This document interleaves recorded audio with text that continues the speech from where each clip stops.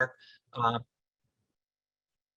so we have, if I start at the bottom left with our largest functional area is health and human services, that includes our behavioral health services area, as well as our Department of Human Services programs, like housing programs and youth justice, other programs offered in the human services area.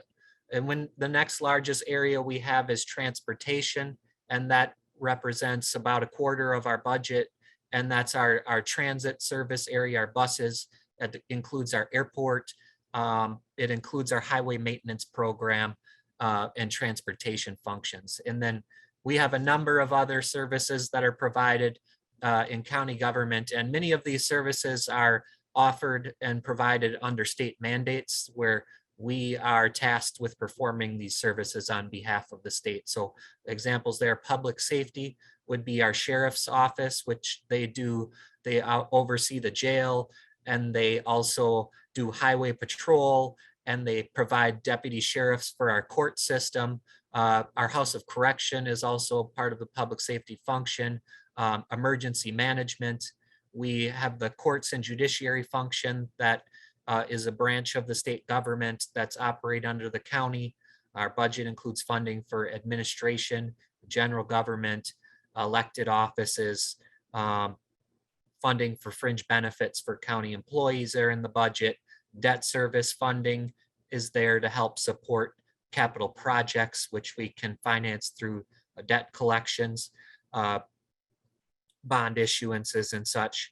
And then we have 66 million in funding for our parks, recreation, and culture, that being largely our parks department, which has a vast park system, our zoo at Milwaukee County, and we also support some cultural entities like the public museum and the art museum as part of our budget. Want to talk briefly about what funds county government. And again, at the bottom left in our largest areas is program revenues. So many of our programs go out and generate revenues to help support their own operations. Examples of that are airport fees. Our airport is completely self-sustainable. When I talked about our human services department being our largest area, they are locally financed, but also a huge portion of their budget is from outside revenues like Medicaid and Medicaid reimbursement for healthcare services that are provided. Our largest single revenue source that's collected here locally is the property tax at 309 million, or 27% of our budget. We also collect 0.5% of the sales tax that you pay on items comes to Milwaukee County government. That's about 82 million. The other 5% out of the 5.5% collection goes to the state of Wisconsin. And then we have state and federal revenues that are in our budget, which make up roughly combined about $400 million of the budget. Again, we operate under state and federal mandates. So a lot of the programs and services that are provided receive a portion of reimbursement from the state or the federal government. Going into the 2023 budget, there's information here. I'll cover about our fiscal outlook for next year. First, some past historical context, if the history of Milwaukee County's budget and some of our challenges as we've been operating with an ongoing structural deficit. It dates all the way back to around 2000. During this time, we've seen increases in costs, and we've also seen the state of Wisconsin impose revenue caps on what we're allowed to collect.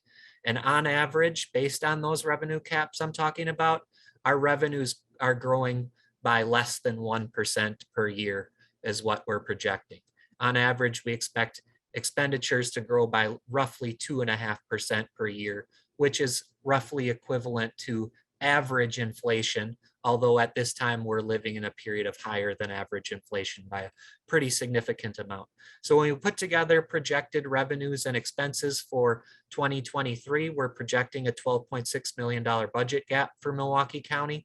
And again, that's increased cost of state mandated services based simply on inflation. And then also our revenue growth is very limited.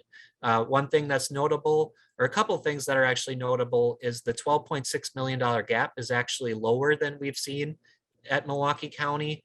On average, we normally have in past years seen $20 to $30 million gaps. We are seeing stabilization of some of our costs in areas like healthcare and pension, where those are items that had historically added to the gap significantly, but in our upcoming budget year, we actually are roughly flat and maybe even reduced slightly in those areas. But because of our severe limitations on revenue collections, we still have a budget gap. One of the other challenges we're experiencing though at Milwaukee County is our vacancy rate across our county staff is at around 20% right now. That's much higher than it had been in the past, even when we have had issues with vacancies. Being at 20% is historically very high for the county. So that places a strain on operations, and that also is a funding issue. We've also seen increases in some of our mandated services, like our youth census under DHHS is experienced significantly higher cost. And some of these items have the potential to drive our budget gap higher than that amount that's projected there. Our capital budget, we have requests come in for capital infrastructure improvements that exceed our budget by $84 million this year. We do have federal recovery funds available, and I will talk about those. We are seeing those as funding for one-time purposes. We are not looking to use one-time funds to plug our budget gap, which is a permanent issue, because that would only harm us in our future budget outlook. So what we're going to talk about is how we really need sustainable solutions. Excuse me, Mr. Lammers, can I interrupt you for 1 second? Now that you're changing slides, the county executive is here and he can only speak for a few minutes. Do you mind if we pivot to him and then pivot back to you? Not a problem at all. Okay, sorry about the interruption, and thank you. No worries. If you want to just take down your screen, that would be great. Thank you. I don't know if Mary's here or not. So County Executive, welcome. Well, first and foremost, thank you. I truly want to apologize for my tardiness. It has been a very busy week, month coming up, because we are in the budget cycle. So first and foremost, I'm going to say thank you to Barbara and all the work that you do, and also say thank you to Mary, Christine, and the entire mental health task force, not only for this invitation, but also the opportunity to speak with all of you this afternoon, but for the crucial work that you do and the data and the dedication that you continuously serve in. And so when I think about your advocacy and your determination to ensuring quality, I want to say thank you, because this is about the impact of our services for residents who are in need of mental health and substance use disorders. So we have to make sure that we not only support them and make sure that we continue to value them, but this is critical for us at Milwaukee County. And today you started to hear Director Lammers give an overview of the county budget. I want to say thank you to that, but also it's about our process from our Office of Strategy and Budget Performance. And so I want to welcome everyone to continuously be engaged, ask questions, and offer your ideas about what we can do.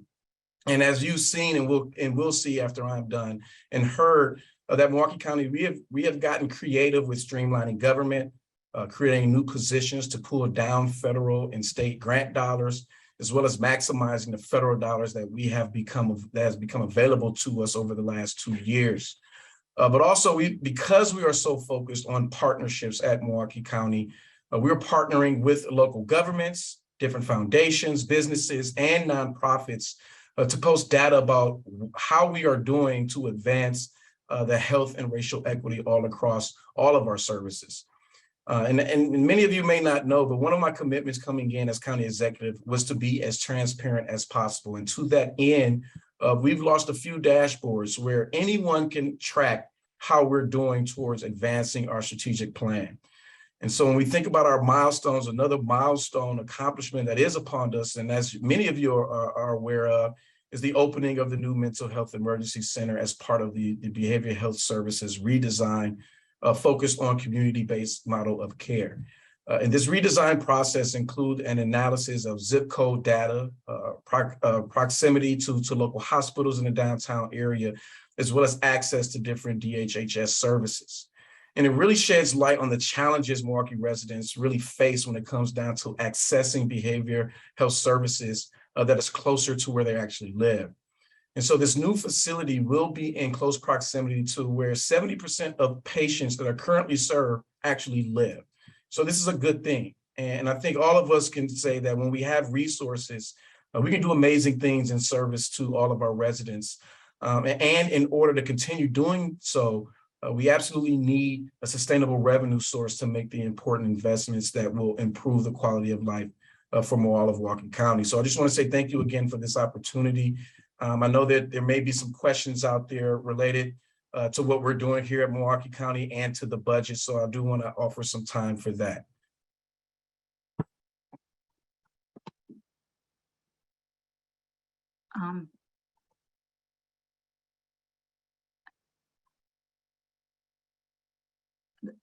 So you're offering time for questions right now, I think I'm hearing? I can answer a few questions, but I do know that Joe is on, Director Lamers is on, and he may be able to answer some of the most in-depth questions related to the budget.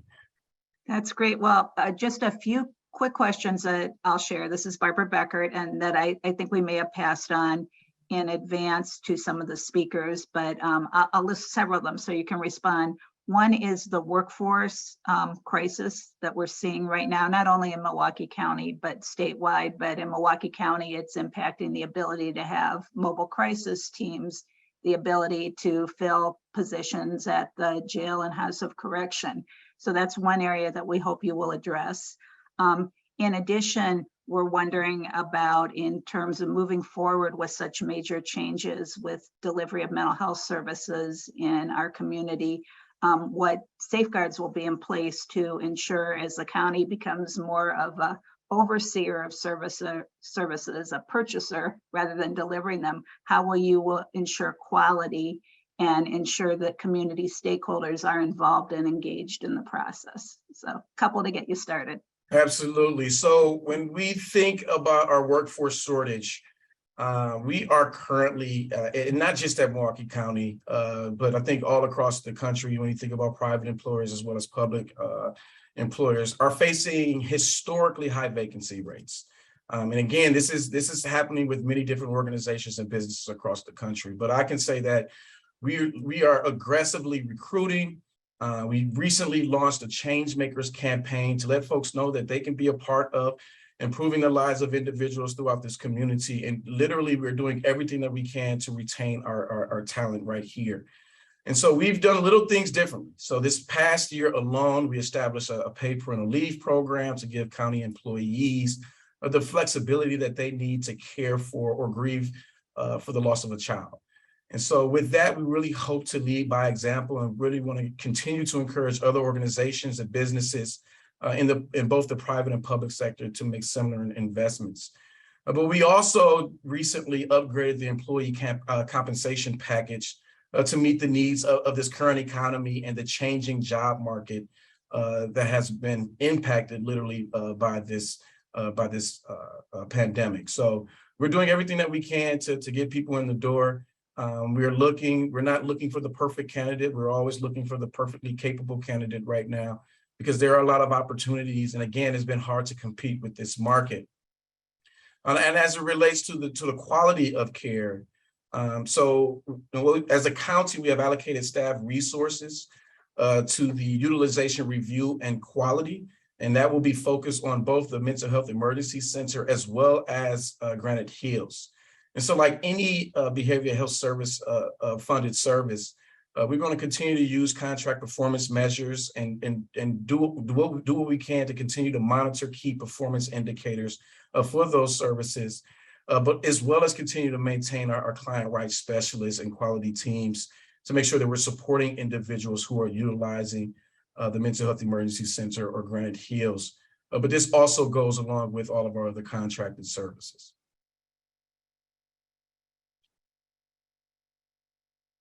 There was a question for you about where is the new facility in the downtown area. So I gave the address, but I thought maybe you could speak to why it's located where it is and how that will be beneficial. Absolutely. So it will be located just north of the Marcia Cox building, which is located, the Marcia Cox building is 12th and Valete. I do not know the cross street. I do know that it's on 12th Street, just one block north of the Marcia Cox building. And it's a great question on why we picked this location. When you think about the people that we're currently serving, 70% of the current patients that we're serving either live in or near this particular location. And so when we think about mental health services, emergency services, it was about how do we make sure that people can have access. And so when we think about the greatest access for the people that we have served historically, this was the best spot for us to go.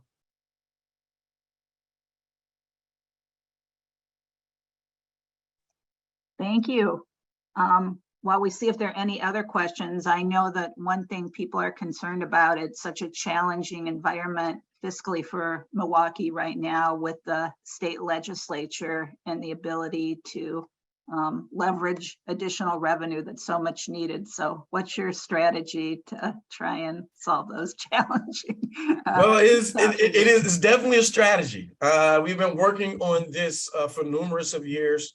And I can tell you that I am optimistic. It's based off of many of the conversations that we have had on both sides of the aisle. I joke and say this, but it is true. The fact that no one has told me no and the door has not been slammed in my face yet lets me know that we're making some strides. And so the goal right now is we're actually going to have some legislators coming into Milwaukee to talk about not only the challenges, but a lot of the success that we have been able to show off, having both CARES and ARPA funds. That's been able to help us stay afloat for the past 2 years. And so not only are we bringing in legislators, but I'm making it a point as well to do a statewide tour because we need partnerships in this. And so when you think about all the municipalities all across the state of Wisconsin, they're in a similar situation as Milwaukee County and the city of Milwaukee when it comes down to finding additional revenue. Now, it's not the same scale because we are the most diverse and the largest county and city in the state of Wisconsin. But as we continue to have these conversations, I think particularly the Republican leadership is open into understanding how they can assist Milwaukee to where we're getting the things that we need so we can invest in the quality of living for the individuals that live here without actually having a statewide impact. So the goal is after this election to continue to go around, talk to legislators, talk to different communities, counties, and municipalities about the need that we're asking for. And then once the new session starts in January, it is our hope that we'll be able to get this introduced in the next state budget, which will then be signed at the end of June. Statutorily, it has to be signed by the end of June. And we think that as of right now, that would be the best strategy for us. So hopefully, by the end of June, early July, we will know exactly what we'll be getting from the state. Well, thank you for all those efforts. There's a question, what are you hoping for in terms of expanding opportunities and resources for older adults in Milwaukee County? Absolutely. Our older adults are the ones who paved the way for us, for folks like myself to be in these types of seats. And when it comes down to getting these resources, we want to make sure that we can continue to support and invest in our older adults all across Milwaukee County. And so it's not just about our senior centers, but it's about, continue to deliver those meals, continue to invest in the programming needed. I get it. Our seniors aren't necessarily looking to play spades or cricket all the time. They want to have different types of programming out there. And so we want to be able to make those investments, continue to work with our partners who are working with this particular population. But when we think about senior services, when you think about our Milwaukee County transit system, when you think about our parks, disability service, youth services, a lot of the services and programs that we provide in these areas can be deemed as non-mandated services. And this is the reason why we're continuously asking for this additional revenue. The state puts a lot of mandated requests on us as a county because we're an extension of the state. And those state mandates those costs are growing at a quicker rate than we can actually bring in revenue. And so your support for the local option sales tax will make sure that we can continue to invest in these types of programs that directly impact not just our aging community, but as well as our disability community, people with disabilities, our youth services, and I wouldn't say more importantly, but just as important as those things, our county transit system and our parks. Well, I don't see any other questions, so I'm going to ask you just one more. I know that there's been so much concern, including at the Mental Health Task Force, about addiction and the loss of life due to addiction in our community, and wondered what strategies you might have to share and how funds from the opioid settlement might come to Milwaukee and help people here. So, so just so folks know, the way that we plan to really use these opioid settlement funds is a historic settlement, $71 million that can come to Milwaukee County over the course of years, over the years. But really, we want to use these funds to build a substance use disorder prevention, harm reduction, and treatment efforts that behavioral health services have long supported, along with other various grants and tax levy dollars that we use to fund this particular arena. And so when we look at these new targeted funds, we really want to be able to expand the opioid focused prevention, the awareness, the harm reduction, and the treatment efforts. And when you think about the city, county, heroin, opioid, cocaine task force, it's really about how do we align many of our efforts with this task force and with their recommendations. And so we know that there are recommendations that was generated, and they had a lot of input from the community and other stakeholders. And so when you think about the implementation of many of these recommendations, they've been really limited due to the funding. So we want to be able to fund those things, but we're going to continue to be a partner with the city of Milwaukee, with many different community-based providers, our Office of Emergency Management, to make sure that these particular funds have the greatest impact on the communities that have been underserved when it comes down to substance use disorder prevention, as well as treatment services. So we want to make sure that we're using these dollars to really make a community impact. And we're looking at ways that, we can create community impact grants for other grassroots providers as well that are already set up to serve this population. We don't want to reinvent the wheel. Thank you. You're a fantastic county executive. We're so lucky to have you here, and thank you for taking time out. We kept you a minute later than we were told you could be with us. So thank you. We hope to see what happens, with our county services. And by the way, just thank you for including cocaine in that task force. A lot of people don't include that. So, okay, we will go back to Director Lamers. And again, thanks. We really appreciate it. Thank you. Thank you. And there's nothing wrong with me staying another minute when I was already 10 minutes late. So it's okay.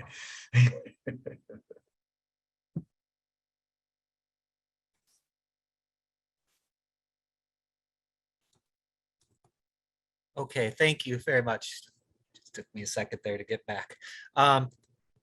So just to close back out where I was at, I was pointing out that, looking forward to 2023, as we've seen in the past, Milwaukee County really has a revenue problem. We are not so much seeing significant growth in expenditures, except particularly in some of the areas where we have state mandated costs coming our way that are unavoidable. We're really seeing this as a revenue problem to be addressed, but we have a gap for next year.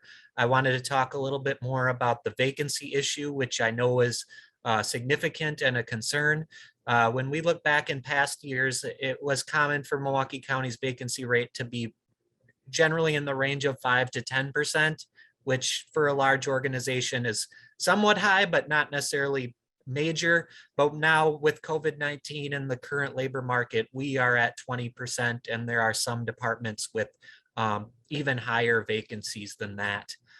So we are doing some things, and our county executive talked about this to address this, but general employees from Milwaukee County are receiving 4% increases in 2022, which is significantly higher than we were able to do in many past budgets. We did this in 2 separate 2% allocations. We also, given that we don't have a lot of permanent funding available, we are awarding one-time lump sum payment towards employees that's being provided with a prior year surplus. that the county achieved.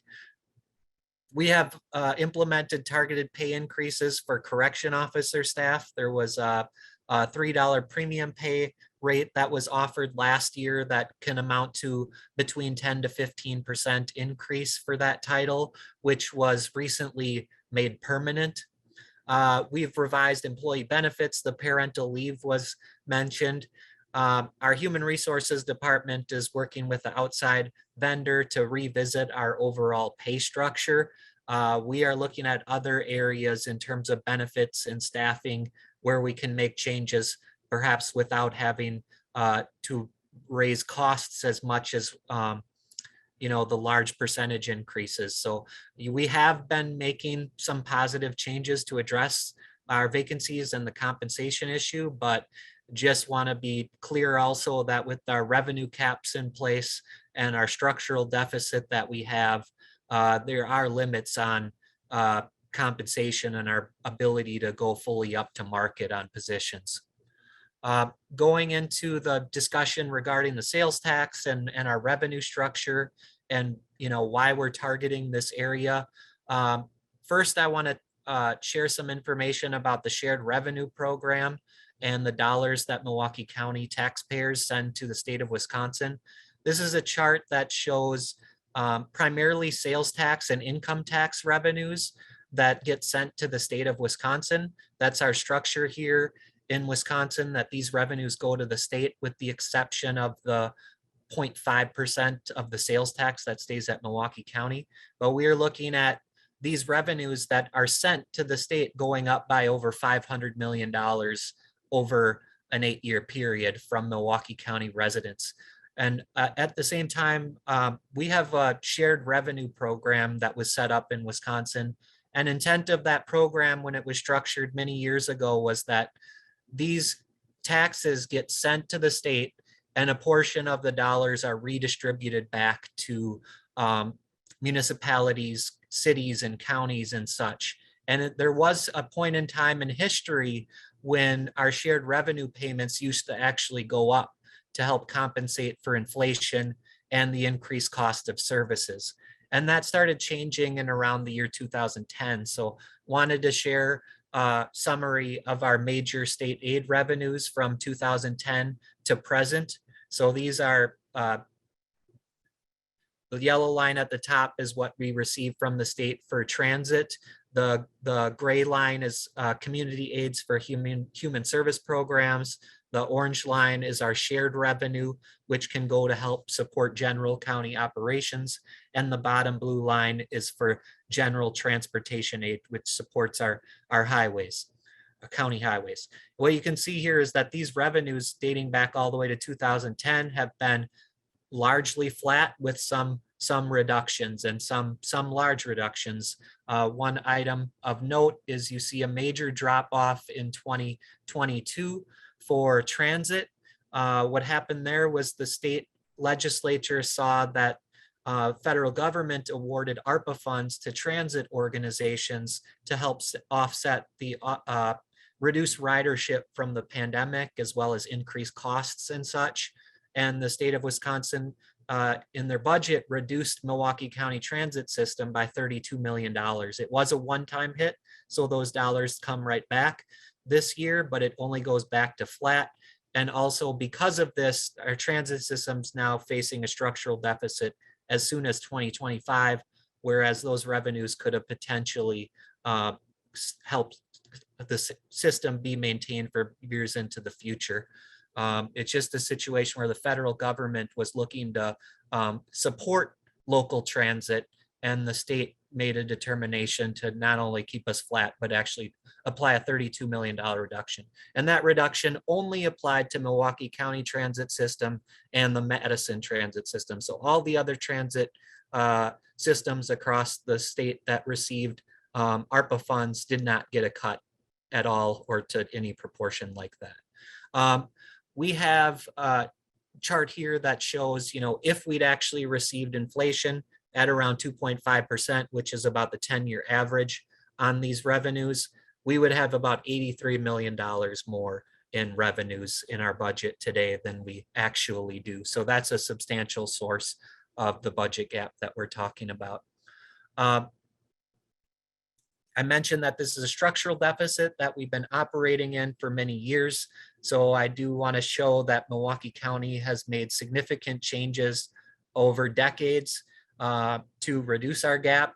I have examples here that amount to about $300 million over past years, and our savings are not limited to this, but these are some major items, reducing over 1.6 million square feet of county infrastructure, which saves on utilities and infrastructure maintenance costs, employee benefits restructuring, particularly for retiree healthcare, workers' compensation savings, deferring maintenance on county buildings, which some of these examples are not ideal, but they're circumstantial, and that would be one of those that we would like to be able to maintain our buildings in a more timely manner. Reducing positions from county workforce, and what we've shown here is a reduction of 1,400 positions in county government, and we're at around 4,000 now. So that's a huge reduction to the scale of positions that we have. Within that number, I did not include DHHS because we've had a number of services that have transferred from the county to the state. So the actual number of positions removed from county government is much higher, but 1,400 is a number that really represents a cut in positions to areas like parks and administration and human services and such. We have implemented a freeze to the county's salary step structure, which has resulted in compensation problems for the county. We have required employees to pay health and pension contributions. We made many reforms to the pension system. We charge a vehicle registration fee for use of automobiles that's available to support transit services. Regarding our structural deficit, just going forward, we have a 5-year forecast which estimates that that gap will grow from 12 million in 2023 up to 87 million in 2027, given that this is an ongoing issue. This was a forecast prepared by the independently elected comptroller's office. One other notable here is that we see a large increase in the gap in year 2025. That is the year we anticipate the ARPA funds that were dedicated to our transit system are going to be expired. That the estimate that the comptroller had put forward was as much as $32 million of a gap in the transit system alone because of that. Interestingly, that number equals the amount of the state budget cut, not that they're directly related, but it shows if the state did not do that, we would have, been able to postpone that situation and potentially find another year to find alternatives. So closing the budget gap for 2022, we've asked departments to submit a budget with the same amount of tax levy as last year, which means we're once again asking them to cover the cost of inflation. And if they have cost increases in their budget, to cover those. And there are areas where that results in negative impacts because we need to cover the cost of state mandated services. And there may be other programs that we would like to see funded that would be beneficial to the community, but we're needing to cover those mandated services. We also look at our debt reserve. We may consider the recovery funds, but for one-time purposes. Healthcare plan design, we look at and try to make modifications while continuing to provide benefits to employees each year. And then we have to look for other expenditure savings as we go through this. Regarding revenue options, we just want to talk more a little bit about our sales tax push that was the county executive discussed, and why we see sales tax as the preferred option here. With the property tax, Milwaukee County has one of the highest property taxes in the nation, 6th highest. We are talking about a 1% sales tax that generates $180 million and provide some funding to meet the scale of our needs. In order to generate that kind of revenue on the property tax, the county share of property tax would have to go up by 60%, not feasible, and knowing we already have a high property tax burden based on state funding structure. In terms of money from the state, if we look at our shared revenue, that revenue source, which has remained flat, would have to go up by about 600% to meet that 180 million. The vehicle registration fee is available to generate some additional revenues for transportation purposes, but not on the scale of the need, and also not highly desirable to increase that fee. And then with the sales tax, a 1% increase would generate $180 million. That is shown as a check mark there, but it does require a state approval. We have been working with state legislatures on that item. We have noting that a significant portion of the sales tax comes from people who live in outside counties, who come to work in Milwaukee or to enjoy the amenities that are available here. We note that the Milwaukee County sales tax as of 2021, based on data I have, we have out of 124 cities in the country that have a population of 200,000 or more, we have the 120th sales tax. So we are the fourth lowest on sales tax collection out of over 120 cities. All other states, almost all other states, rely more heavily on the sales tax, and we would be still at a very low rate comparative to other cities, even with a 1% bump. Shifting gears, did want to address the American Rescue Plan Act. We did receive $183 million allocation from the federal government under this act. Those funds were to be used for COVID-19 response, economic recovery, and revenue loss due to the pandemic.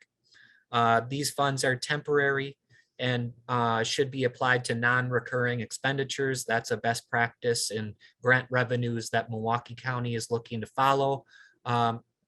Regarding the revenue loss component, we are projecting our revenue loss to be approximately 400 million over the ARPA timeline, which is more than double our allocation.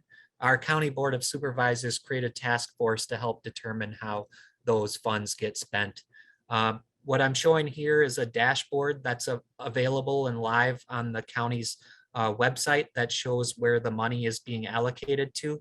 So we have broken funding into buckets. Community support programs are funded at roughly 20% of the allocation.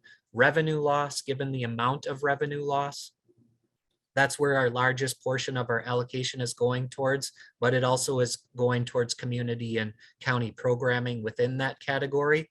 And then we have funds for COVID mitigation and administration of the fund. So to date, about 69% of our ARPA dollars have been allocated. We have about 31% remaining. And this is a high level categorical summary of where some of the dollars are being distributed, but we've really prioritized funds for housing programs and particularly permanent housing options so that these funds can be leveraged into the future. So affordable housing development, foreclosure rehab, 22 million. We have put funds to help prop up county services where we have increased needs in areas youth justice, mental health, and our courts, $16 million. We have put ARPA funding from the revenue loss category towards renovation of our COGS Human Service Center. And this is a high priority project that was often very difficult to fit within our capital plan, which we bond about 45 million a year. And we're able to leverage ARPA funds to renovate our COGS Human Service Center, which is really as much about a building, it's also about improving service delivery. A couple of the other large allocations, information technology and infrastructure needs. We are working to upgrade our IT systems. We're looking to be more energy efficient, looking to take care of some of our infrastructure backlogs with the fund, hoping that some of these items will result in long-term savings while also taking care of our infrastructure needs at the county, which are significant, and we're using one-time dollars for one-time costs. Regarding the budget, our next steps right now, we are having a series of budget town halls across Milwaukee County. The county executive is preparing the executive budget to be released on October 1st. The finance committee will review that in October and the full board will go for adoption of the budget in November. So, we've really shown, in some areas we've made a lot of progress on our budget, and the county executive has talked about some of the positive aspects where we're moving forward with Milwaukee County. In order to achieve our vision, we feel we really need revenue enhancements to help make investments towards the county. And we're going to continue pushing on those efforts and moving forward with our vision. So that is what I wanted to share for today. And that concludes my portion of the presentation. Thank you so much, Director Lamers. I think just reading in the chat, we're going to hold off on questions just because of time constraints right now. And if we have time at the end of the briefing, if you could look in the chat, or we can get those questions to you. Maybe we have time for that. Thank you. So thank you very much. Without further ado, let me introduce, hopefully he's here, the Chief Financial Officer, Tim Hosch of the Milwaukee County Transit System. Good afternoon, everybody. I believe you were going to show the slides. There was just a short presentation and I can go through those.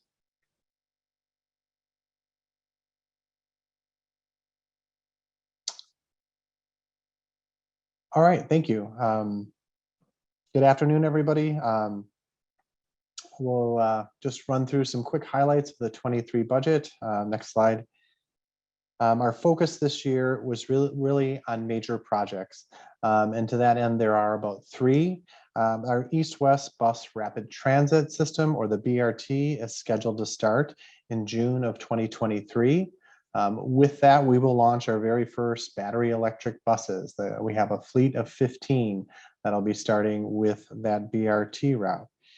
And in support of that, we will also be launching our new Wisco fare collection system that'll actually roll out this coming February and go fully live by the time the BRT starts up in June. This budget does reflect a continued reliance on the COVID relief funds, which also creates, as Joe said, a pending structural deficit in 2025. Next slide. Just to highlight our areas of service, there are 2. The first one being our paratransit services. There are no fare increases for 2023. This budget does reflect a rebid of our van services, and we are consolidating that service into one vendor in hopes of creating some efficiencies and a new contract which will start approximately November of 2023. That service currently is achieving on-time pickups of 96%, and we'll be adding a requirement for on-time drop-offs to hopefully complement that in the new contract. The other service we provide is a taxi program, which is also up for renewal in May of 2023. That is included in our budget, although Milwaukee County Department of Transportation is considering suspending the service. We are running into some issues with it. Specifically, the vendor's ability to meet demand has been an issue. They've got some staffing problems, and they're having a difficulty providing accessible vehicles in the future. We're also running into federal guidance changes, which would require drug testing of the operators of the taxi, which would also elevate our costs considerably. And as always, there are funding limitations. So I'm just being fully transparent that this program is under review. Next slide. Our second area, the fixed route or the bus system, there are also no fare increases on that system. The new Wisco system will actually lower costs through a fare capping system. I know the Go Pass has been of interest to people in the past, so I wanted to be real clear that while the Go Pass and reduced fare are being combined into one card or fare, no changes in those fares are occurring. So it's just a naming convention. The fares for a reduced fare program and the Go Pass are identical, but we are just merging them for simplicity. Both the reduced fare will continue to be accessible at the Isaac Cog Center as well as our facility on 17th Street. As far as the new fare system, all rides will basically be $2, and we won't have the daily, weekly, and monthly passes anymore. Rather, your payments will just cap out. That's the fare capping system. So it'll cap out at the same rate for the daily, weekly, and monthly rides. And after you hit that cap, you no longer pay additional fares. So again, no increase in fares. In fact, we feel this will be much better for people that are used to paying per ride. So those that have less money and are less able to buy like a $72 monthly pass, if they just pay $2 a ride, they will get the same fare as the people that used to buy a full monthly pass. There was an elimination of the freeway flyers and summer festival routes that was approved by the board this past spring. This budget makes that a permanent change, so those services are not included in the 2023 budget. The budget does, however, include, as I mentioned earlier, the new east-west bus rapid transit route, as well as expenses to study a north-south BRT. So we would be looking at a second route. It would be several years down the road, but funding is there to continue studying the feasibility of that system. Next slide. In terms of organizational priorities, we have about 4. I'm actually going to start in the middle there because we firmly believe that a continued emphasis on a vibrant transit system is critical to our future, both internally and externally. Our services of getting people to work, to the store, to the doctor are vital to people. It's also vital to businesses. It's also important to our employees as we provide family sustaining wages. So we want to emphasize that everything we do is about continuing to keep as many routes on the street as we can, as it supports the community, it supports our employees and the whole community. To that end, our bus operator recruitment, as Joe mentioned, they've got a vacancy rate as we do, but it has been a struggle for us. So we are continuing to spend considerable funds on recruitment of new drivers, training them, and providing actually additional training opportunities like the Red Kite program, which is a resilience building training to address de-escalation techniques and counter the results of burnout on the job. So investing a lot in our operators as they represent 80% of our employees at the transit system. In the area of union relations, we are working on a collective bargaining agreement with the ATU. That would impact our budget for the next 3 years. And we will continuing our planning efforts with Milwaukee County to address that structural deficit in 2025 by looking at options for new revenues and options for expense savings. Next slide. So I would say that we fully support Milwaukee's vision that by achieving racial equity, Milwaukee will be the healthiest county in Wisconsin. I think our part in that is providing a strong transit system as that supports economic growth and competitiveness of the region. Investments in transit will help remove barriers of race and ability and create an inclusive network for all. But ultimately, the sustainability of transit in the long run is dependent upon a dedicated funding source indexed to inflation, as well as a robust capital funding plan. So again, we'll continue to work with Joe on ways to fund this in the coming years and try and keep as many buses on the road as we can. There are some references there in the next slide for people that want more information on our Wisco fare collection system and the paratransit program and our BRT routes. But that is our summary, and I can take questions if there are any. Thank you so much, Tim. And I just want to remind everyone that the PowerPoint is on our website. Will, I think you can take it down now. Thanks for showing the screen. I'll read the questions. We have several of them. The first one is, who owns the parking lot along the highway used for freeway flyers? Would selling them be a potential revenue source? Who owns the parking lot? I do not know the answer to that, but we could get back to you. I know it's not an asset of transits. Okay, all right, good question. The next one, please explain fare capping further, does that mean there will be a new charge each time one boards the bus with no transfers? So the transfers for people paying with the smart card are still in place. So if we can just do a quick example, if you have stored value on your smart card or your mobile app, you board the bus for the first time, you tap, that it would charge you $2. If you get to your next bus and you're still within your transfer period and you tap again, you would not be charged anything because it would be covered by your transfer within that 90 minutes. Let's say you're going home at the end of the day, you tap again, you're outside your transfer period, that would be another $2. At that point, you would hit $4, which is your daily cap. You could ride for the rest of the evening with no further charges. When you board the bus the next day, again, it would charge you $2 and it would keep charging you until you hit the weekly rate, and then it would stop charging.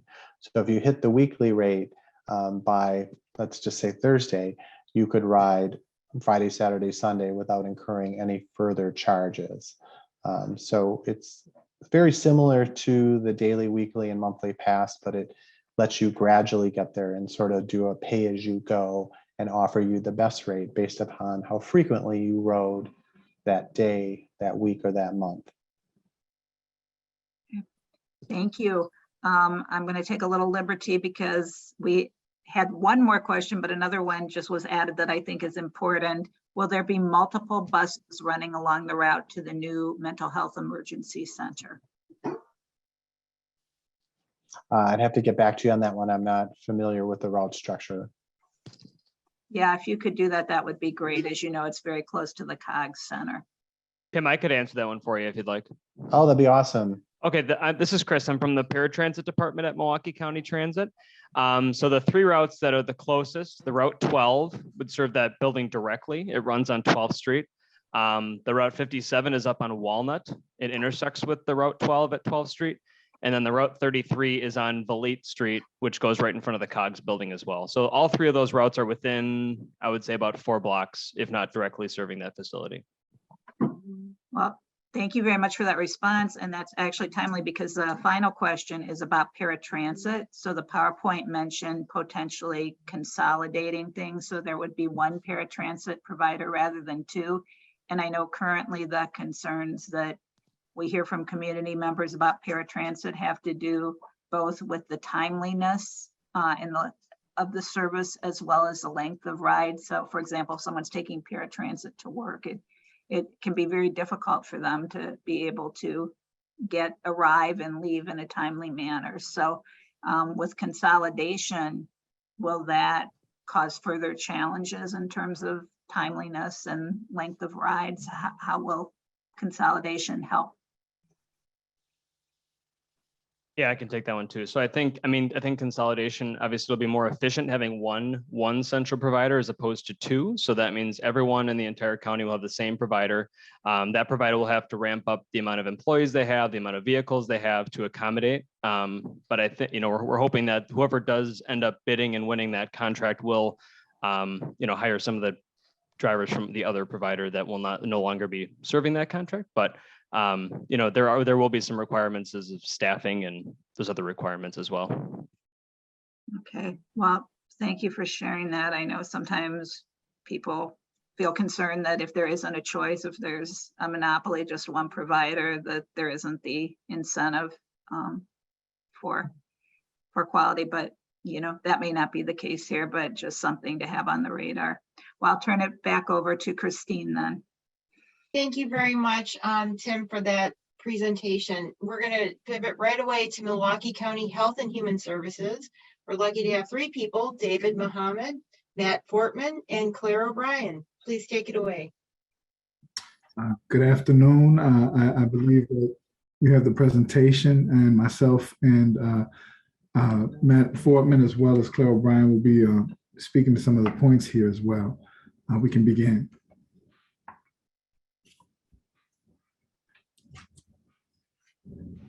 Next slide.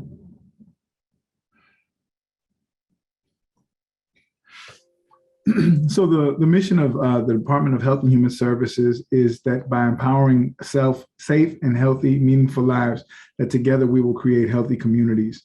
Obviously, we want to do this by achieving racial equity, which is the commitment and goal of Milwaukee County, and make Milwaukee County the healthiest possible. And so we have several service areas that many people may be familiar with under the umbrella of the Department of Health and Human Services. That includes our Aging and Disability Services area, Children, Youth, and Family Services, Behavioral Health Services, Housing Services, Management Services, which is our contracting, and Veteran Services. We'll move forward. So we want to uplift the alignment of DHHS to the broader county strategies, some of which were spoken to by Director Lamers, as well as the county executive, with the goals of creating intentional inclusion, bridging the gap, and investing in equity, the reflection of diversity at all levels of DHHS, as well as nurturing that across our culture, and the increase of our contracts and providers of color doing work with DHHS, in addition to how and where we deliver services to the most impacted populations, but the county broadly as well, and breaking down silos within the department, and applying racial equity lens to all of our decisions. We'll speak to that in one of the upcoming slides. Another piece that I think is critical of these three goals and that we work to with the two strategies of DHHS that I'll talk about in the next slide is upstream investment in prevention, as well as root causes and health disparities to address those things that we talked about related to making Milwaukee County the healthiest county. Strategy one is no wrong door. You've heard much about this. No wrong door can be looked at as a customer service approach, but broadly it is a care coordination approach across all of our service areas, and in the integration of much of the work in the categories of youth and adult, and then with cross-cutting services and needs such as behavioral health and housing that touches all of us across the lifespan.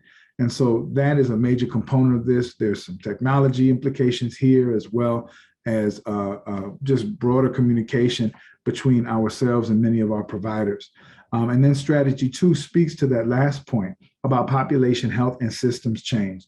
We are working towards collective impact approaches that put us in partnership with the 11 health departments of Milwaukee County, as well as our vast provider network in the Department of Health and Human Services.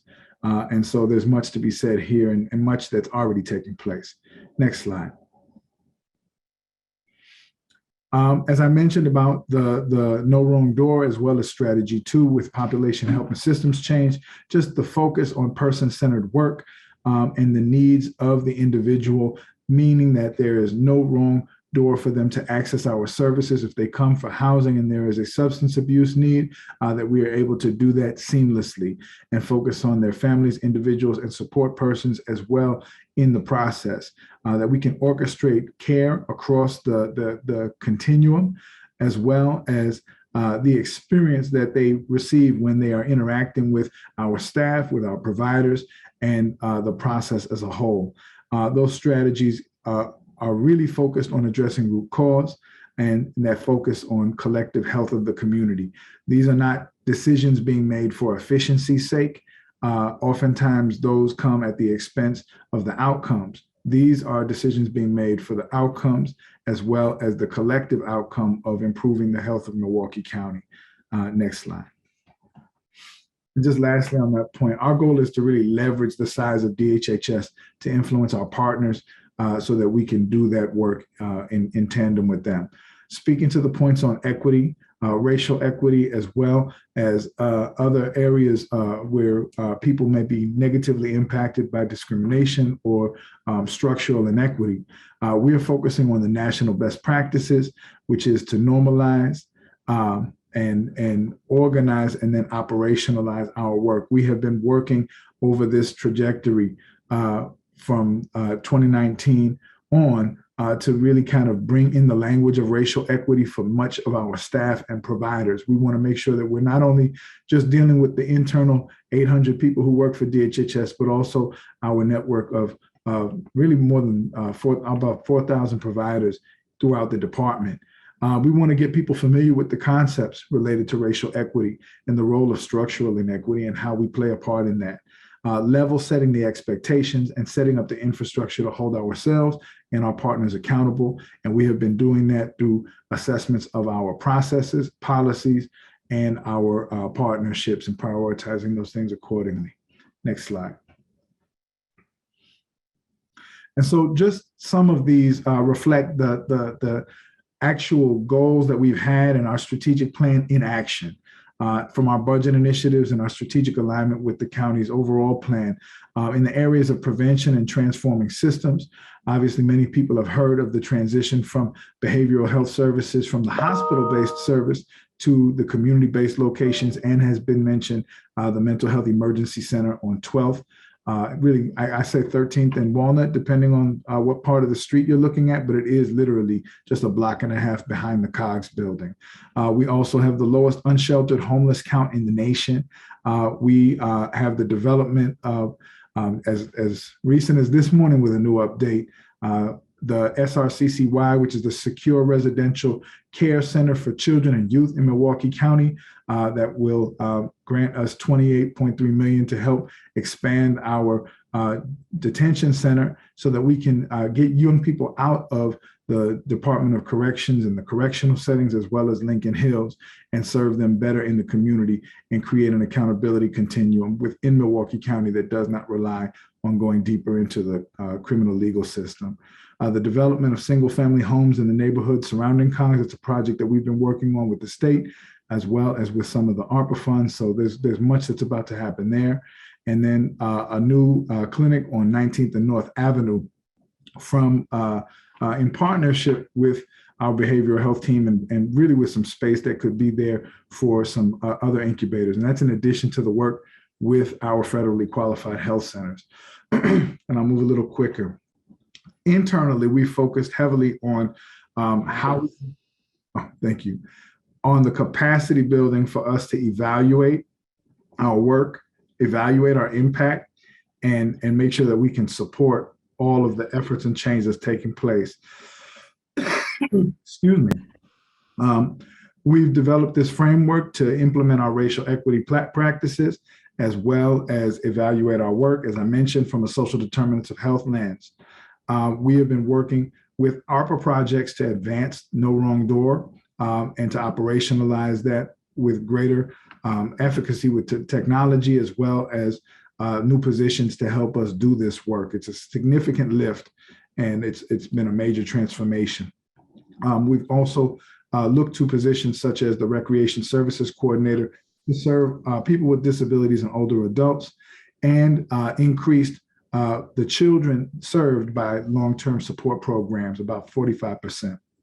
So we can move forward.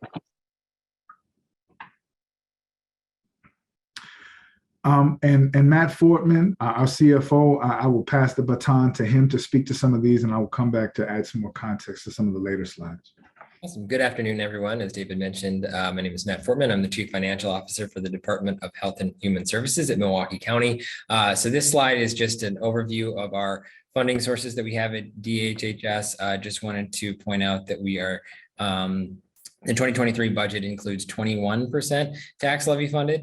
About 5 years ago, that was closer to 25%. So we've really made an effort to grow our external revenue sources. As you heard in Director Lamer's presentation, we're seeing shrinking tax levy, or in this year's budget, flat tax levy.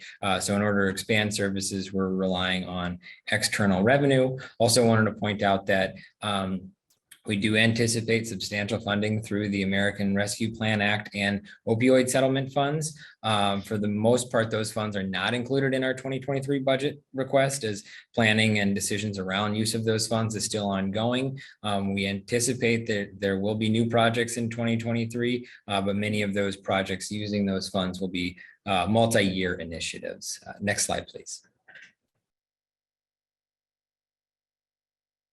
So this is a broad overview of our entire DHHS requested budget. So I'll just walk through a couple of the numbers here and then give some highlights there on the right. So if you look at the 23-22 variance column in the middle of the screen there, our salary and fringe benefits have gone down by $13 million. That's largely related to the closure of the psychiatric emergency room and psychiatric hospital, which is on schedule for September of this year. Increase in operations cost, primarily related to vendor payments for programs that are increasing, such as comprehensive community services and children's long-term support. On down to the revenue section, again, that loss in or decrease in direct revenue is related to the closure of the hospital and increase in other state and federal revenue related to programs like expanding our children's long-term support program, which I believe is now, as of July of 2022, we now have enrollment of over 2,000 children in that program for the first time. Moving on to the highlights, again, we're continuing to aggressively expand our CLTS program. We are continuing to expand comprehensive community services for youth and adults. That program is fully funded by the state. We have a new peer specialist training program that we're requesting funds for in the 2023 budget to increase the number of peer specialists available to provide services in Milwaukee County. Expansion of the Credible Messenger program for $500,000. As was mentioned earlier, in Director Lamer's presentation and by the county executive, we have been struggling with staffing vacancies and retaining our qualified staff. So we have shift differential increases for our crisis mobile team, targeting enhanced reimbursement on nights and weekends, which are typically difficult to staff and typically when volume often can increase. We have $1.9 million for provider rate increases for our community support program. Many of our providers have indicated a lot of challenges in retaining and attracting staff, and we're hopeful that these rate increases will provide continuity of care in that program. We also have some new positions in our Aging and Disability Resource Center. We can't talk about the budget without talking about challenges. The major challenge in this year's budget is youth justice. Our rate for state placements is over $1,000 a day for the 2023 budget, with increased youth placements over 2022 and increasing rates. We are anticipating $5.7 million in increased costs. So we were able to overcome that with savings in some other programming areas, but we did need to reduce community-based youth justice services by $2.1 million to cover our budget gap. New in this year's budget, that we have the ability to request funds from the county executive outside of the budget process. We have requested to restore some of that programming through that request process, but we know that there's a lot of competition for those requests, but we're hopeful that we can make some progress in that area. Next slide, please. Just some highlights on new positions. In Aging and Disability Services, we have a new recreation coordinator position to manage program options, especially at the Willoway centers, but also hopeful to have that position work with the senior centers and other recreation opportunities in Milwaukee County. A new caregiver coordinator position to provide oversight of older adult caregiver needs. And we also have a new classification in our Aging and Disability Resource Center called an advanced professional position that we're hoping to provide more advancement opportunities to help retain our staff that have a lot of knowledge that have been with us for a long time. In housing, we're insourcing our housing case management program to provide better continuity of care. We have three new staff we're creating for that program. As I mentioned earlier, we have that shift differential rate increase for crisis mobile team clinicians. We also have another supplemental request for continuation of the associate district attorney position that is currently supporting jail diversion programming. And that was a special request from Mary Neubauer, a board member of the Mental Health Board, Mary Neubauer, who requested funding for continuation of that service. We also have 3 new positions internally for children's long-term support programming to support the rapid increase in enrollment in that program. Next slide, please. So I can you can tag me on this one. In terms of the ARPA initiatives, there's been a lot of movement there. Particularly, we want to start with housing and behavioral health. And there's a lot here. Many of them fall into the category of crisis housing and excuse me, and trauma response for folks experiencing crisis. And so we've expanded training. Obviously, we've done the health and healing series with the county executive, trying to make sure that community members have those resources, understand that the acute rise in mental health needs, that they have an ally and partner and a referral source in Milwaukee County. We have provided sign-on bonuses to try and incentivize people for coming and working for BHS and DHHS. And we've done targeted outreach, obviously, to Black and Latinx communities to help fill these vacancies. We've expanded some infrastructure with community crisis mental health emergency planning. And then, as I mentioned, we funded additional community crisis beds to assist with non-police response to crisis calls. And we're working on these projects right now to lift up these spaces over the time frame of the ARPA dollars that would take us into 2024. But the housing component of the trauma response crisis project will provide $2 million for the development of crisis beds in the community and of those who are experiencing a mental health crisis in the community. And then we would also locate and rehabilitate a facility to house these crisis beds in partnership with a private real estate developer. BHS would assist with the building and staffing plan, as well as bringing potential revenue to cover mental health and substance abuse services. That's also coming with an expansion of the homeless outreach team. And $18 million to fund affordable housing developments, foreclosure rehabilitations, and energy assistance programs for residents in need. Next slide.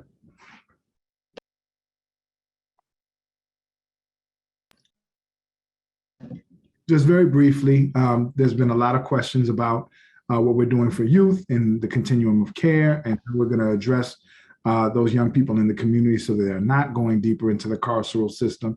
I saw some of the chat comments. This goes to some of those points.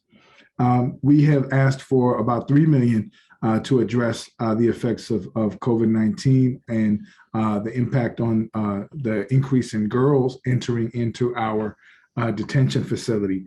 This has been a longstanding need to provide increased girls programming and increase the providers who are doing this work, and the disproportionate impact, particularly on young Black teenage girls. And so we have expanded that. That has gone through the process of approval for the ARPA subcommittee task force and the finance committee. We want to leverage these matching funds with other philanthropic dollars for youth justice programming that would otherwise be cut due to budget constraints, as our CFO stated earlier about those increased rates for state commitments. This is where the impact hurt the most, but we were lucky that ARPA was able to help meet the need and act as bridge funding for us to identify other funds. Capacity building for providers to expand our contractor network, diversify that contractor network, and bring in more grassroots folks to help do this work and provide crisis resources for families.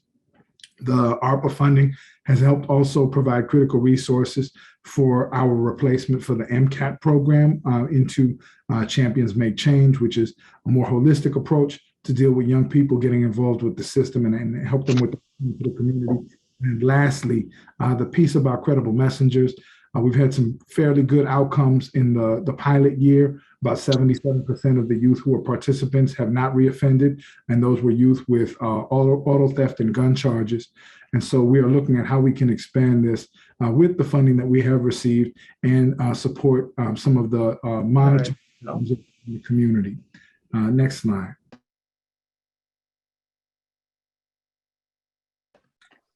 So I'll move a little quicker. We have covered the county's strategy plans, but just wanted to highlight a couple of things. We've talked about no wrong door. We're continuing this important work, looking at our evaluation capacity, our quality staff, some of the positions that we've created with ARPA funds to help ensure that we're providing impactful services.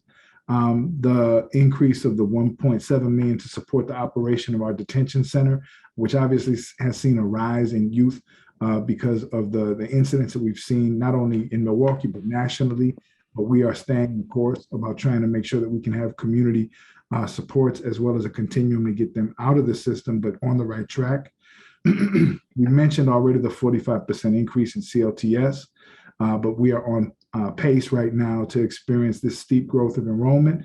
We will hit 2,900 cases in 2023, which is a good thing for us to make sure that young people are getting served earlier, as well as our new recreation services coordinator that I mentioned, and several other new positions included in the ADRC to improve customer service and create opportunities for advancement. Next slide. And I think that sums it up for us, but we are available, myself, Matt Fortman, and Claire O'Brien, for questions.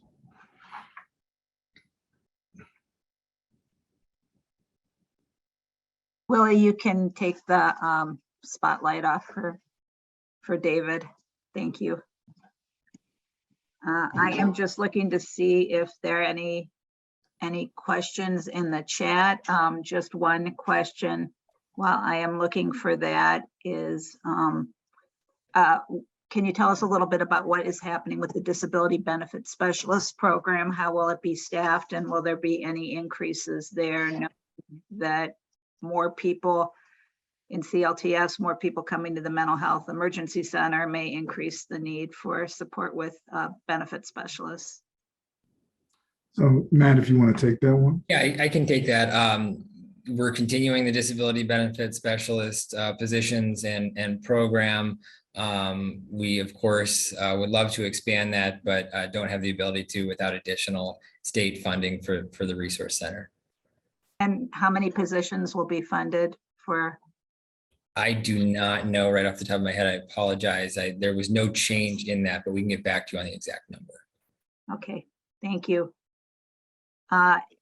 Any other questions? This is a big budget area that's really important to the Mental Health Task Force. Does so many critical services, housing, mental health, services for kids with disabilities, as well as adults. So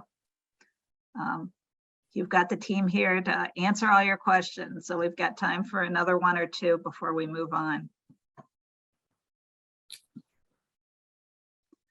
Well, I guess one additional question will be, now that the additional funding is in place to move forward with serving youth in the juvenile justice system here in Milwaukee, how will that be approached in terms of getting input from stakeholders in the community to ensure that it's not just about a building, it's about quality program and access to mental health services. So how will that be addressed?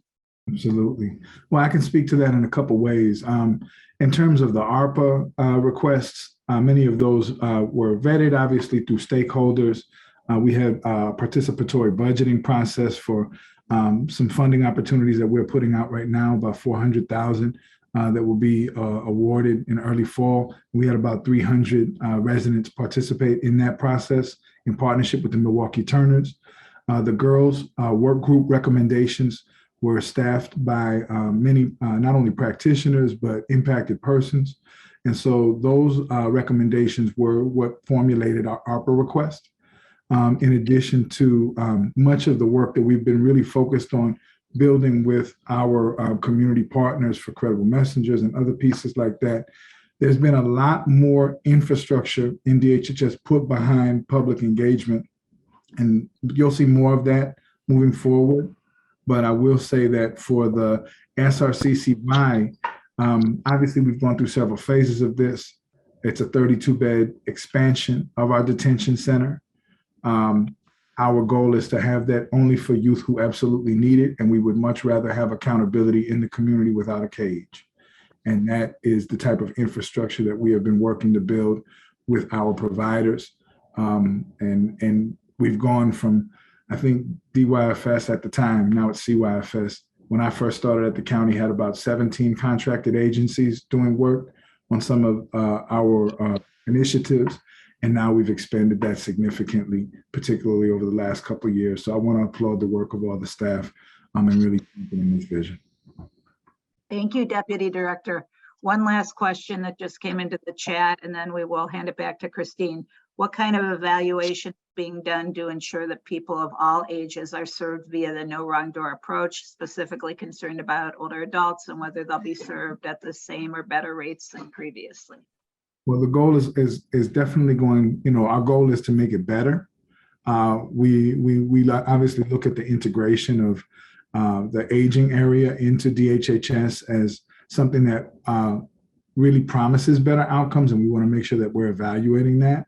And we know that that was a major concern by many in the community, that would somehow be a diminished focus. And we appreciate the advocacy there, as well as the vocal engagement that takes place with the CCSB, as well as the Commission on Aging. And so we're looking at how we can make sure that we're being responsive to that feedback. And I don't know if there's other details that Matt Fortman or Claire would like to add, but I would say that we have a lot of work that is being done right now to ensure that that is not the case, and that the concerns and needs of older adults are enhanced by this.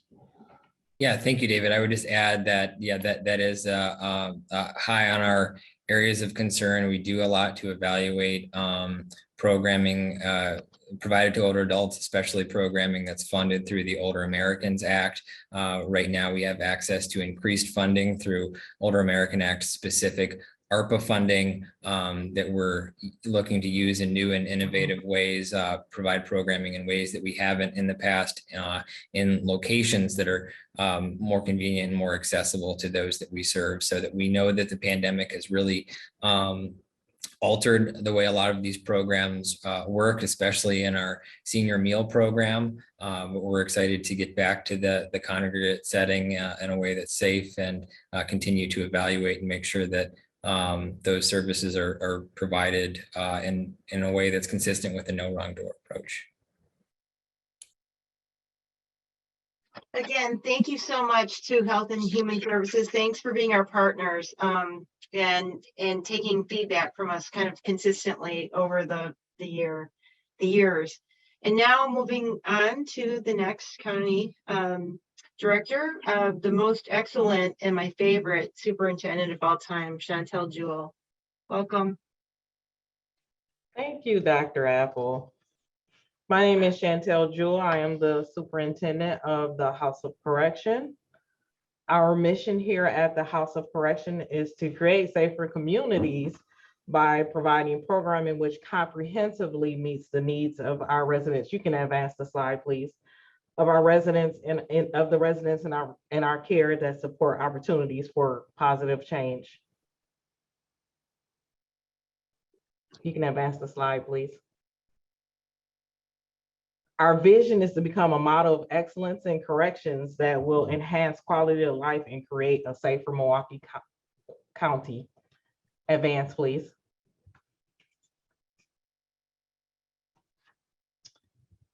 Our strategic plan and racial equity, we will continue to hire a diverse team,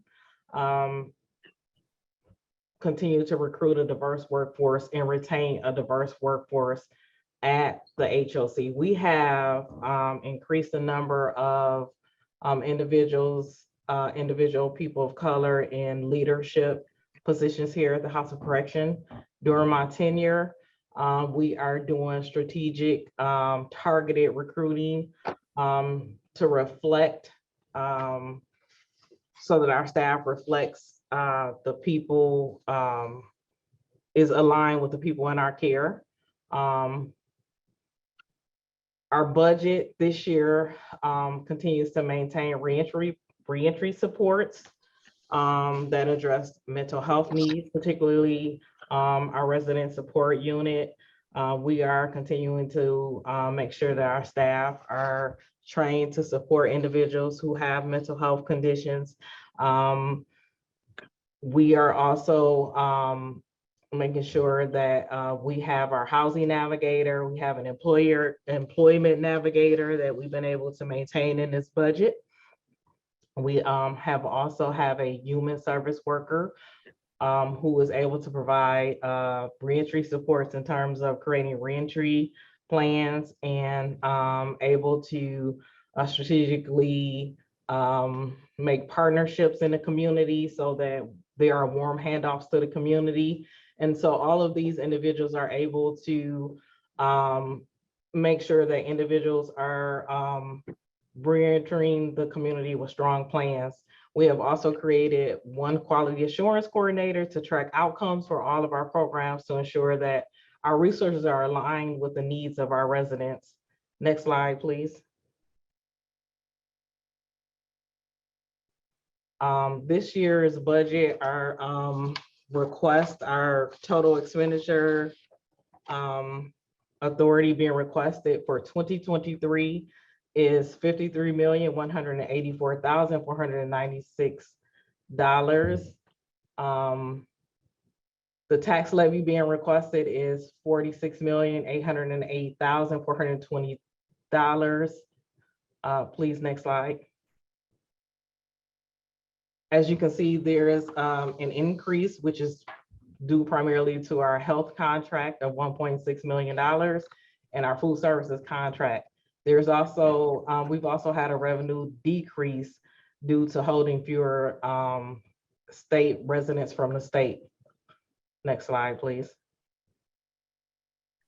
And so I only had a short period of time, so I gave you the high level overview of our budget, but basically we're invested in reentry program to ensure that individuals we're addressing the needs of the needs that brought individuals into custody here. If there are any questions, I can take them now. Thank you very much, Superintendent Jewell. There were a couple of questions that we had received, and you may have touched on them in your remarks, but I know you were short on time, so just wanted to run those by you. So the first one is, to what extent are there efforts to use electronic monitoring and release people on pretrial supervision to minimize people in custody, given the workforce shortages?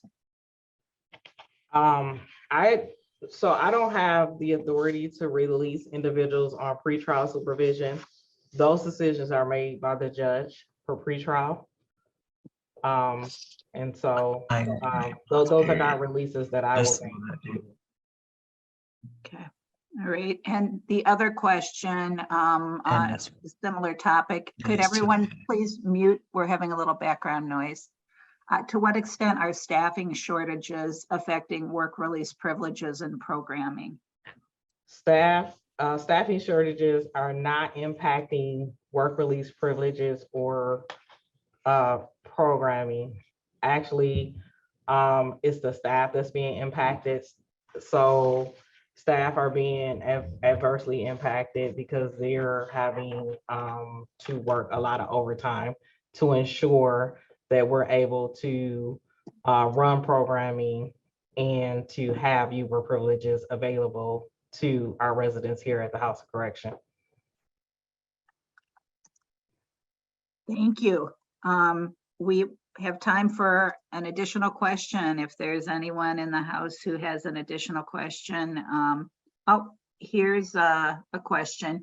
Can you just, and from our co-chair, Christine, can you discuss the increase in cost for the WellPath contract? Will there be more mental health services available? Great question.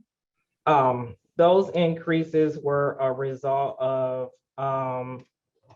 WellPath inability to, will have wanting to address their own staffing shortages.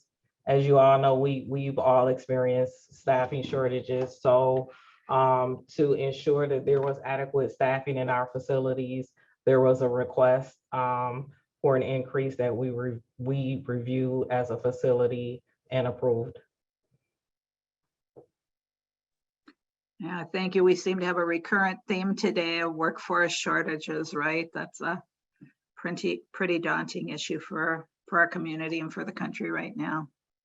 Well, let's see.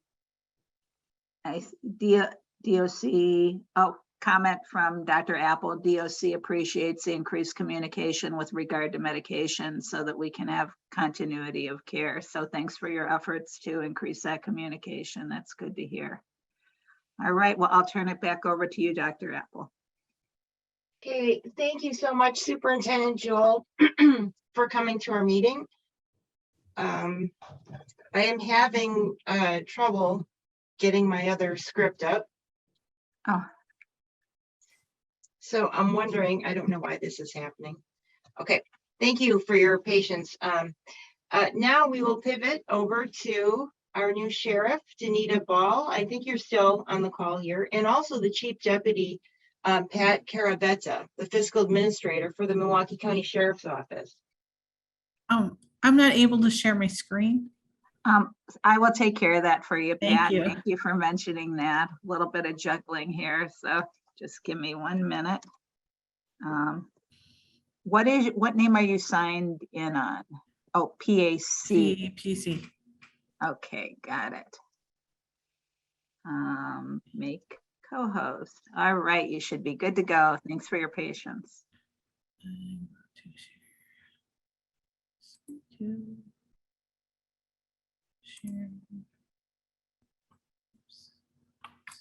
Good afternoon, everyone. I'm Denita Ball. I'm the Chief Deputy with the Sheriff's Office and blessed to be the Sheriff-elect.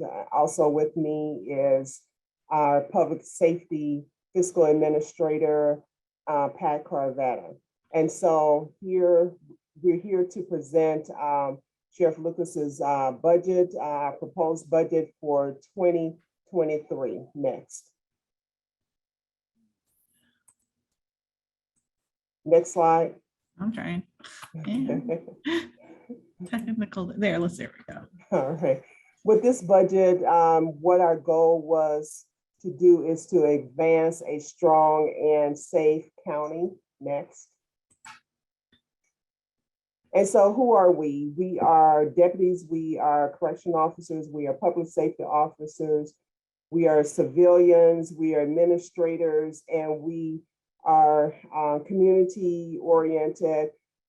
There's a picture of us participating in a listening session in the community, as well as we were in 6 parades for 4th of July, and that's just one picture there. And we also work with our 19 municipalities to ensure that our county is safe. Next. And so our mission is to restore honor, integrity, and trust to the Milwaukee County Sheriff's Office. Our vision is to operate a safe and humane agency where citizens, staff, and occupants are treated with dignity and respect. And our values are to ensure accountability, efficiency, and effectiveness in law enforcement operations. Next. So our 2023 budget request is as follows. The total expenditure authority is $54,791,595. Our total revenue authority is $13,039,284, and our total tax levy is $41,752,311. Next. And so if we break down the expenditures, the greatest expenditure would be in program areas 3, 4, and 5. Program area 3 is county jail, and that's over $26 million. Program area 4 is our patrol services, which is almost $9 million, is $8,800,000. And then our next area where we have our greatest expenditure is in our court security, and that's almost $11 million. It's $10,757,271. Next. And so our priorities for 2023 are to achieve a safe county, as well as to advance correctional best practices. And to achieve a safe county, we want to make sure that our institutions are secure, that our parks are safe, and that we have proactive police strategies, and that our investigations are effective as well as efficient. To advance our correctional best practices, we want to ensure that everyone in our jail are safe, whether it is, everyone is safe, I'm sorry, whether it's those who are in our care and custody or those who work there. We're committed to professional excellence, as was noted previously. We received accreditation from the National Commission on Corrections Healthcare. We also revamped our policies and procedures, and we have increased our training as it deals with correctional services. And we're addressing recruitment, hiring, and retention. We have increased the frequency of our recruitment, where we recruit, how we recruit, and the salary increase has helped. I'll talk about that in a minute. But also we're giving conditional offers of employment on the spot. And so we have found that that has helped to address our staffing shortages. But we also have increased where we recruit, and we have recruitment information on Mayfair kiosks in the Mayfair Mall, as well as on buses and bus shelters. And you are probably seeing more advertisement as it relates to television and radio. And so, of course, we still utilize places like Indeed. So that has helped to address our shortage. Next. And so when we are looking at personnel changes, I talked a little bit about how we are trying to combat these severe staffing shortage in the jail. So as Director Lamer said, we were given a $3 premium during COVID. And so that was only for those who were vaccinated. And now that has become permanent, and it's for everyone. And so the starting salary went from $21 an hour to $24 an hour. But we're still losing some people who have been there. And so what we have put in the budget is an additional $2 an hour increase. And that is for the correctional rank, whether it's the correctional officers, the sergeants, or the lieutenant. And we have also reinstated the $500 incentive for weapons officers.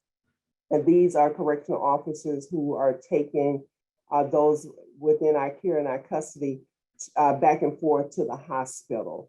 And so they are armed, but also for our CDL certified drivers, and these are the commercial drivers who drive our mobile jail when we have major operations. and some new positions that were created.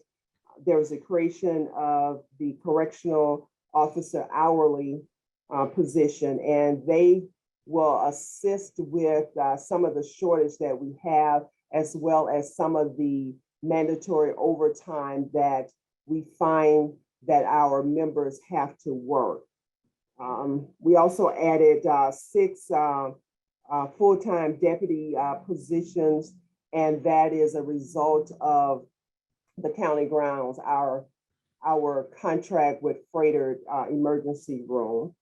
And we added 9 full-time deputy positions for the court backlog program. And these are actually being funded through the ARPA funds. And we also added 10 full-time deputy positions to assist with that overtime that our members are experiencing in our as well as the staffing in our courts. Next slide. And so we added $3 million to our overtime budget to address the jail and the courts program areas. And some additional changes is we added $10,000 to our budget for our peer support program. And these are members within our agency who assist our members who may be having some challenges, whether they are personal or work related. And it supports our employee assistance program. We also added $50,000 to purchase some software for our field training officers. It's to assist them, it allows us to be paperless, but it assists them to be more effective and more efficient in tracking, sharing, and the storage of training information. Next slide. And so we realigned some of our services. One is our Crisis Assessment and Response Team, or CART. It moved to our investigative area. It moves to a more specialized unit. And as was stated on the campaign trail, I am looking at expanding that and rolling it into a behavior response unit. Also, our maritime unit, we have a new boat. And so as a result of that, they will be able to have more deployments. Now, the Wisconsin Department of Natural Resources do reimburse us for 75% of those deployments. Next slide. And so that concludes my presentation. Again, I am Chief Deputy Denita Ball, and my contact information is there, 414-278-4392. And my email address is there, denita.ball@milwaukeecountywi.gov. But again, with me is our public safety fiscal administrator, Patricia Caravetta, and her contact number is 414-278-4744. And her contact information is patricia.caravetta, CARRAVETTA, @milwaukeecountywi.gov. Next slide. And Sheriff Lucas is still the sheriff. And so if you would like to contact him, or when I'm in office, this is the contact email address is sheriff@milwaukeecountywi.gov. And our website here is https://county.milwaukee.gov/E_N/sheriff. And I believe you have that information in the previous PowerPoint that was presented. But Director James Barnett is actually the acting chief of staff, and his information is 414-278-5187, and his contact number is james.burnett, BURNETT, at Milwaukee County WI.gov. Thank you for the opportunity to present our budget, and I'm available if there are any additional questions that I did not address. Well, thank you so much, Chief Deputy Ball. And first of all, we want to let you know that you have an invitation to come back and speak to the Mental Health Task Force next year in your new role, because it's so important in terms of the role that the sheriff plays with addressing the needs of people with mental illness. So we're looking forward to continuing that conversation. But just a couple quick questions that came up that we hope you can address. So this question is an interesting one. I hadn't thought of that, but what type of an impact does Milwaukee hosting a large event like the Democratic or Republican National Convention have on the budget and staffing concerns for the Milwaukee County Sheriff? And that might be on your list already, I'm guessing. Actually, it can have a huge impact, although some money is allocated to the host agency, which would be MPD. Oftentimes, all of that money is not filtered down to the supporting agencies, and we will be a supporting agency. And so as far as the budget is concerned, we have to make sure that we keep all of our receipts and make sure that they're in line with what the convention will reimburse, but it could have a impact on our budget. Great question. Yeah, I hadn't thought about that one yet. So another question that came in through email from someone with the League of Women Voters, and it's a little bit outside the scope of the budget, but one of the areas that the League has been working on is in jails across the state, assisting individuals with casting a ballot. Some people need help registering, some need an absentee ballot, and I know they're really eager to work with the City of Milwaukee Jail, and hoping that you can provide some guidance on how to move forward with that initiative. So would be great to get your guidance on how to move forward with that.